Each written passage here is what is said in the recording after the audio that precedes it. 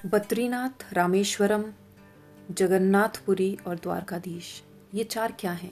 ये चारों हमारे देश के चार धाम हैं। ये चारों धाम हमारे देश की चारों डायरेक्शन में स्थापित किए गए हैं।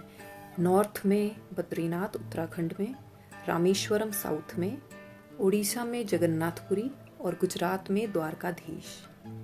बद्रीनाथ उड़ीसा में आपका जगन्नाथपुरी और द्वारका में द्वारकाधीश, ये तीन धाम विष्णु जी के मंदिर हैं। और रामेश्वरम जो कि साउथ में है वो शिव जी का मंदिर है। हिंदू धर्म ये कहता है कि अगर एक व्यक्ति, एक इंसान अपने जीवन में इन चारों धाम की यात्रा कर ले तो उसे मोक्ष की प्राप्ति हो जाती है। वैसे तो चारों धाम कैसे बने, उनके पीछे की क्या कहानी है, बहुत इंटरेस्टिंग है सारी की सारी। मगर जगन्नाथपुरी जो कि उड़ीसा में है और विष्णु जी का मंदिर है, उसकी कहानी बहुत मिस्टीरियस है, बहुत इंटरेस्टिंग फैक्ट्स हैं। आप सुनेंगे तो आप खुद हैरान रह जाएंगे कि ये कैसे पॉसिबल है, क्योंकि वहाँ की कुछ ऐसी चीज़ें हैं जिन्होंने लॉ ऑफ नेचर को भी उन्होंने डिफाई कर दिया है, यानी उसके वो ऑपोजिट चल रहे हैं।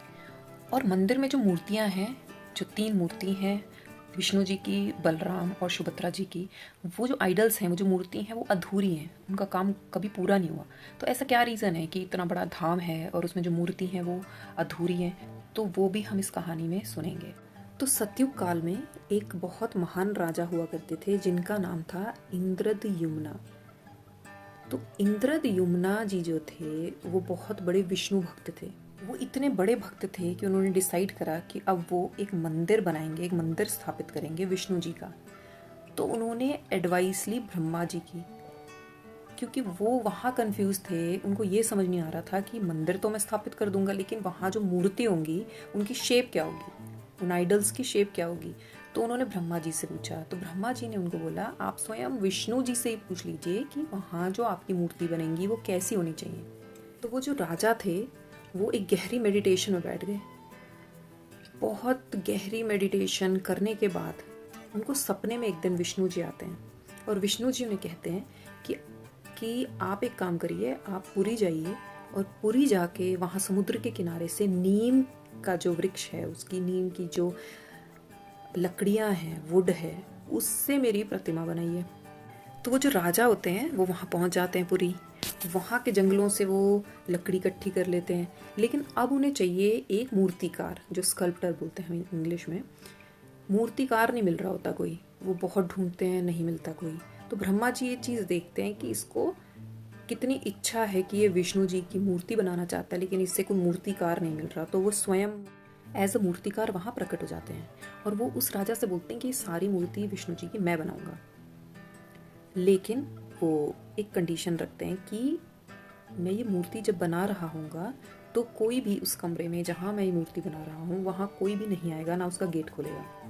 तो राजा खुश हो जाते हैं, सारी कंडीशंस भी एक्सेप्ट कर लेते हैं उस टाइम पे। अब कुछ साल बीत जाते हैं। वो बड़ी इच्छा होती है कुछ सालों बाद कि उनको मन करता है देखने का कि भाई कितना काम हो गया, क्या चल रहा है।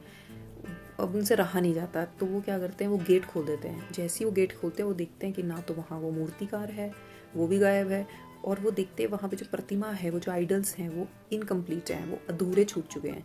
वहाँ पे 3 आइडल्स होते हैं, एक विष्णु जी का, एक उनकी बहन सुभद्रा का और एक बलराम का।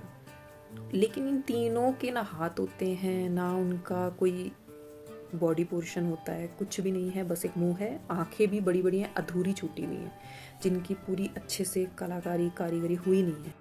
तो कुल मिला के जो आइडल्स हैं, जो मूर्तियां हैं, वो अधूरी छूट जाती हैं। तो जो राजा है वो बड़ा परेशान हो जाता है कि अब क्या होगा, ये तो कौन इसको पूरा करेगा, ये तो अधूरी छूट गई। तो वो फिर ब्रह्मा जी से इस बारे में बात करते हैं कि अब क्या।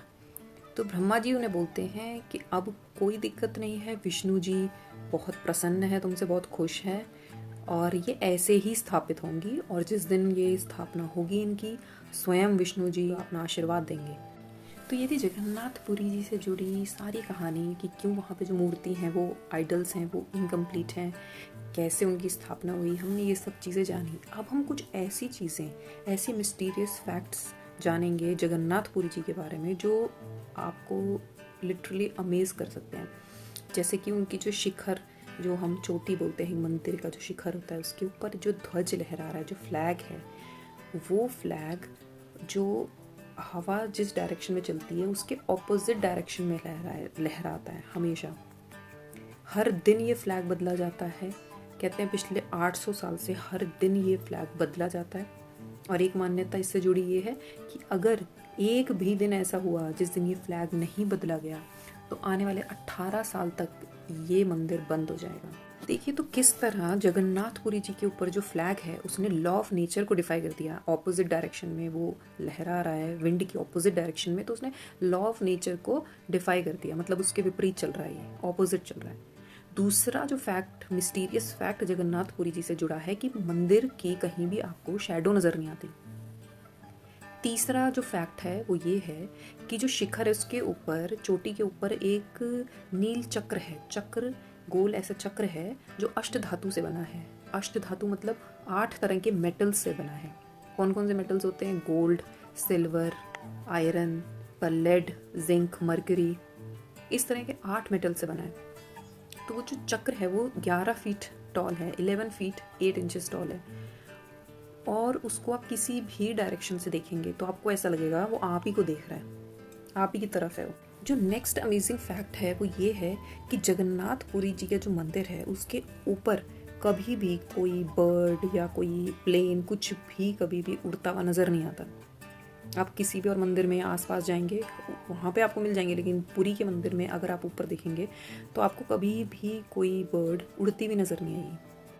और एक बात देखिए कि मंदिर के अंदर आपको कोई आवाज़ नहीं आएगी। ये मंदिर जो है ये हमें पता है बीच के किनारे है, समुद्र के किनारे है, सी के किनारे है, तो यहाँ कोई भी आवाज़ ही नहीं है, म्यूट है सब कुछ। क्यों?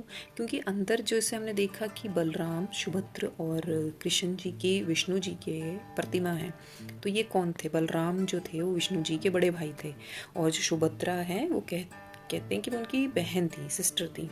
तो वो चाहती थी कि ये जो मंदिर है यहाँ बहुत शांति रहे, तो इसके चलते यहाँ पे जो कहते हैं कि अंदर जब आप आएंगे तो आपको कोई भी आवाज़ नहीं आएगी समुद्र की। Just imagine. और एक चीज़ देखिए, यहाँ हर रोज़ एक स्पेसिफिक क्वांटिटी में ही प्रसाद बनता है, मतलब एक क्वांटिटी डिसाइडेड है, चाहे ज़्यादा लोग आएँ चाहे कम लोग आएँ उतना ही प्रसाद बनेगा।